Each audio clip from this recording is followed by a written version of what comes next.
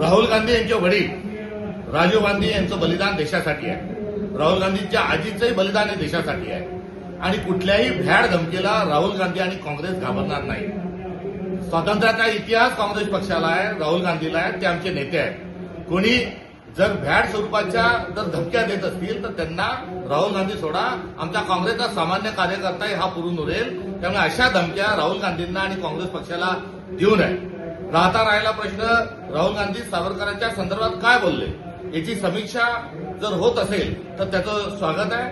राहुल गांधींनी कधीही शेलक्या भाषेत अथवा अपशब्द हे सावरकरांबद्दल काढलेले नाहीत. राहुल गांधींनी जे बोलले ते इतिहासाचे दाखले आहेत आणि एकट्या राहुल गांधींनीच हे दाखले दिलेले नाही तर अनेक इतिहासकारांनी देखील तशा स्वरूपाचे दाखले दिलेले आहेत. नवे तर अनेक पुस्तकं देखील अलीकडच्या काळात हे प्रकाशित झालेले आहेत. एवढंच कशाला, आपल्याला एवढ्याच जर धमक्या द्यायच्या आहेत आणि जर चर्चा आणि समीक्षा करायची आहे तर अरुण शौरी हे वाजपेयींच्या मंत्रिमंडळामध्ये मंत्री होते.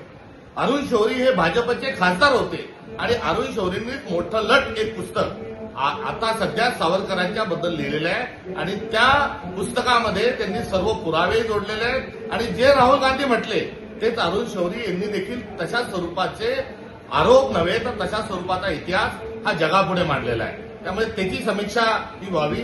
अशा ज्या धमक्या दिल्या जातात याचा आम्ही धिक्कार करतो, याचा आम्ही निषेध करतो आणि या धमक्या देणाऱ्यांना आम्ही पाहून घेऊ. नेतृत्व आमचं जे आहे ते आपल्या ठिकाणी आहे, मात्र काँग्रेसचा कार्यकर्ता आणि महाराष्ट्र प्रदेश काँग्रेस कमिटी ही अशा प्रकारच्या आरोपांना निपटून घेईल एवढंच या निमित्ताने आम्ही सांगतो.